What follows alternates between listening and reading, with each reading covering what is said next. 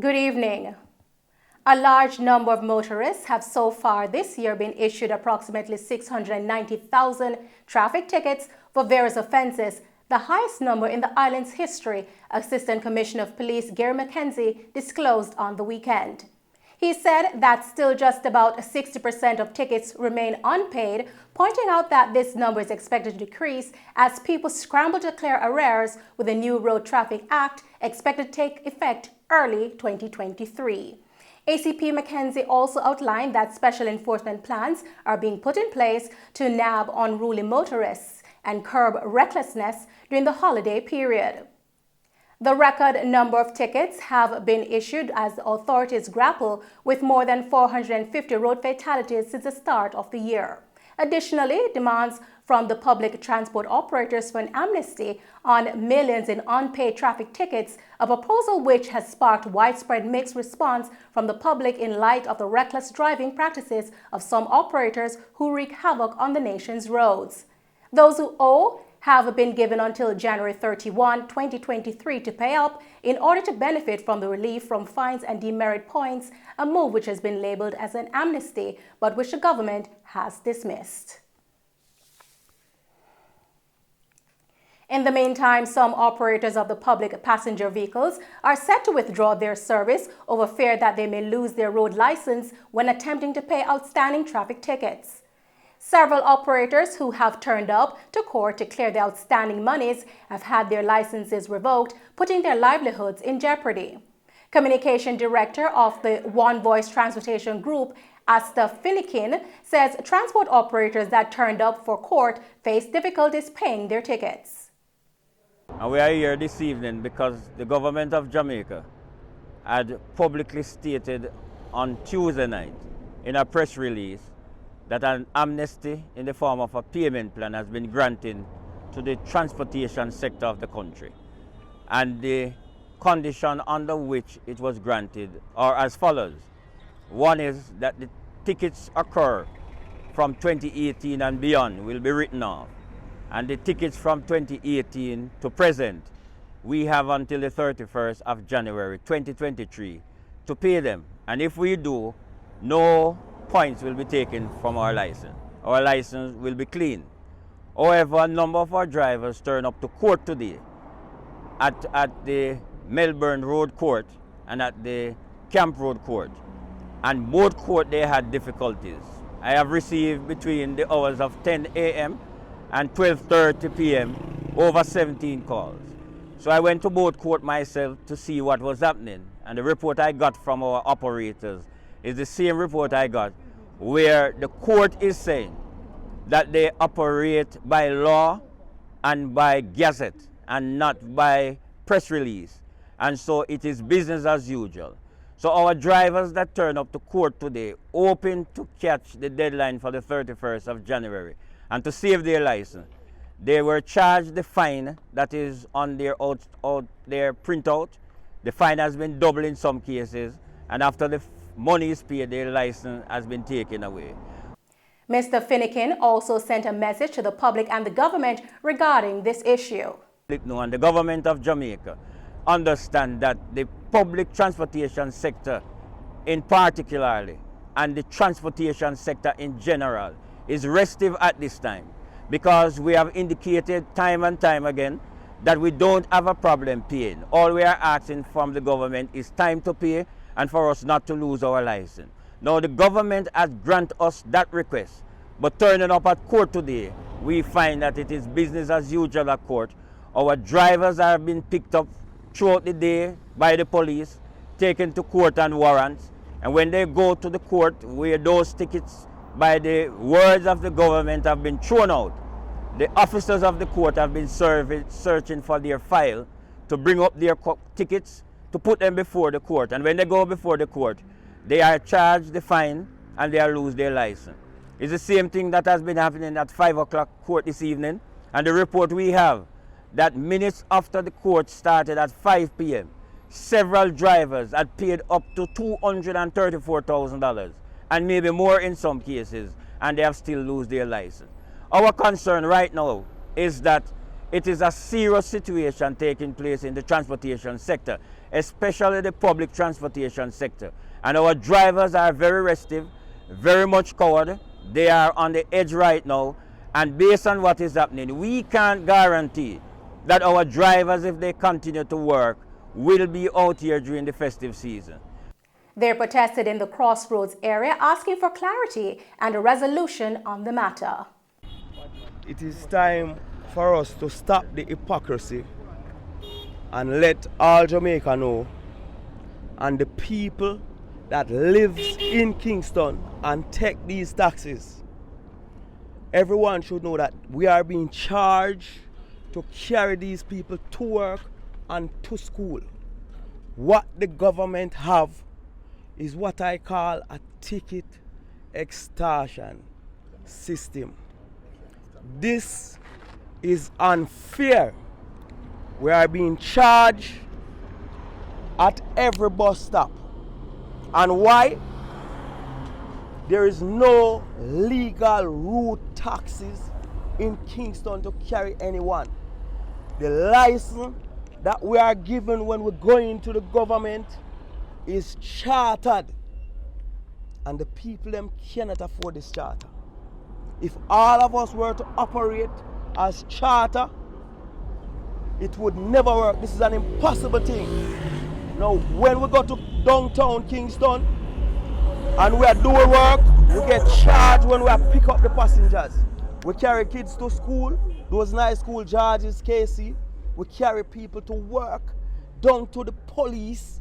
We are down to the police that they are using to charge us. We carry them to Elliston Road. And them take these chartered taxi and we get charged for them. So just imagine, every time we went to town to pick up or let off, we get a ticket. No Jamaican in their right mind can tell me, say, that is fair. Another taxi operator said he and his colleagues want to pay their fines, but they're asking for leniency from the government. It's simple. If they make $2 billion from this, because everybody now wants to pay. Every single red plate, white plate operators or driver's license holder wants to pay, because we want to see the country go forward in a positive way. 90% of the operators now have adhered to the road code. They have stopped doing a lot of stuff, because we are looking at this thing now as a positive towards the future. It is no longer a hustling, it is a business to us now. The police is seeking the public's assistance who witnessed the killing of a man in New Kingston on Friday night to come forward. He is Rowan Sharp, a 56-year-old businessman of a Kingston 5 address. At the same time, police say they are continuing to probe the incident. They are not ruling out suggestions that the attack may have been a contract killing. A detective assigned to the case noted that the police are following several leads but cannot disclose too much as the case is at a sensitive stage, but they are not ruling out the possibility that it could have been a hit. Reports are that a few minutes after 7 p.m., men on a motorbike pulled up along the man who was sitting in a Nissan motor vehicle and cut him down in a hail of bullets before speeding off and making good their escape. The police were alerted and shortly after found Sharp slumped over the steering wheel of his vehicle. The Corporate Communications Unit, the information arm of the Jamaica Constabulary Force, the JCF, confirmed the shooting incident. 2 men are now in police custody as a top-level investigation into the theft of cooking oil from a motor truck owned by a local distributor in Spanish Town, St. Catherine on Saturday continues. Information received from the Spanish Town Police is that about 9 a.m., 2 men, one of them wearing a police vest, signaled the driver of a motor truck to stop as he made his way to the Spanish Town bypass. The driver complied and was instructed to get into a Honda Fit motor car, while his 2 assistants were driven away in the motor truck by the 2 other robbers. The motor truck was subsequently found abandoned in the Old Harbour area after its contents were unloaded. The 2 assistants were unharmed. The driver of the motor truck was also unharmed. He was reportedly left out of the Honda motor car in the town center of Spanish Town. After receiving the reports, detective immediately commenced inquiries.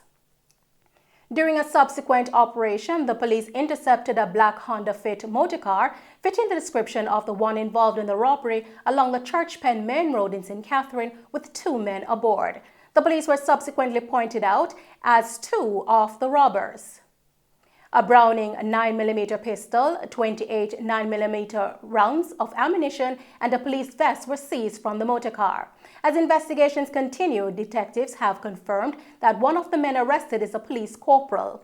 Additional details are being withheld at this time. The hunt for the other robbers, as well as the whereabouts of the stolen products, continues.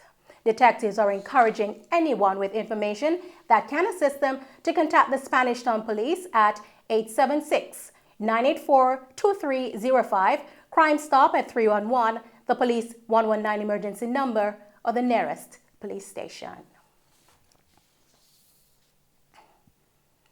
Members of the public are being advised that under the authority of Section 22 of the Constabulary Force Act and after consultation with personnel from the National Works Agency and the St. Elizabeth Municipal Corporation, the Superintendent of Police in charge of St. Elizabeth Division will be implementing the following changes to the flow of traffic in the town of Santa Cruz, St. Elizabeth, starting today until Friday, January 6, 2023, between the hours of 7 a.m. and 8 p.m. Mondays to Saturdays, or as the need arises.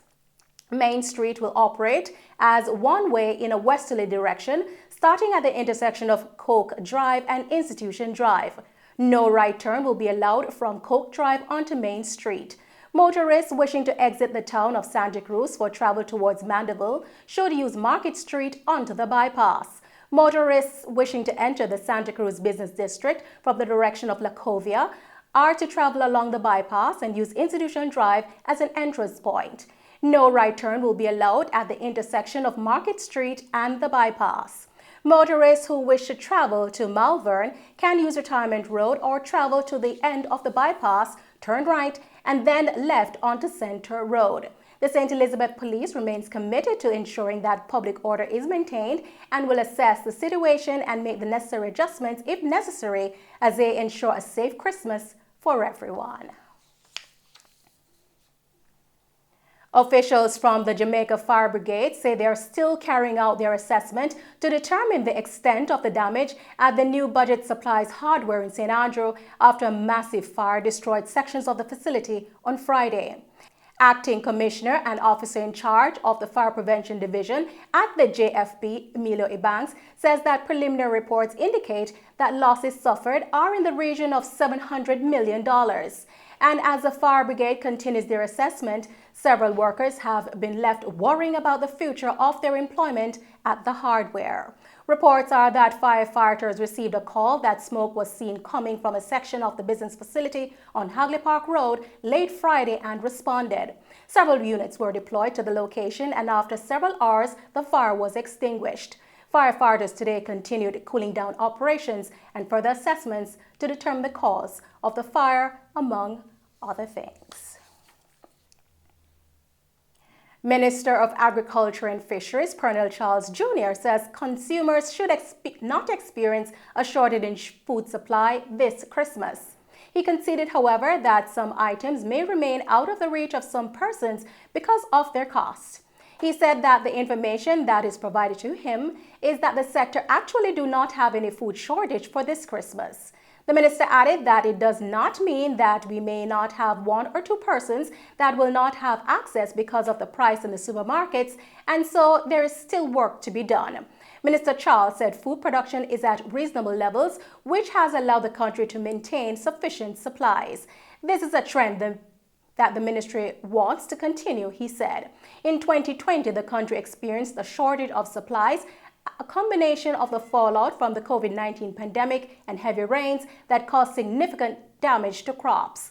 In November of that year, the then Minister of Agriculture and Fisheries, Floyd Green, told the House of Representatives that close to 3,000 hectares of crop, valued at $2.5 billion, had been lost. Addressing the opening of the Rural Agriculture Development Authority RADA parish office in Hannibal last Wednesday, Minister Charles reiterated that the agriculture sector has recorded 6 consecutive quarters of growth. He said this is a positive trend which is expected to continue. And that's our news package for this evening. Thank you for tuning in to Mello TV News. I'm Nicole Hales. Pleasant viewing.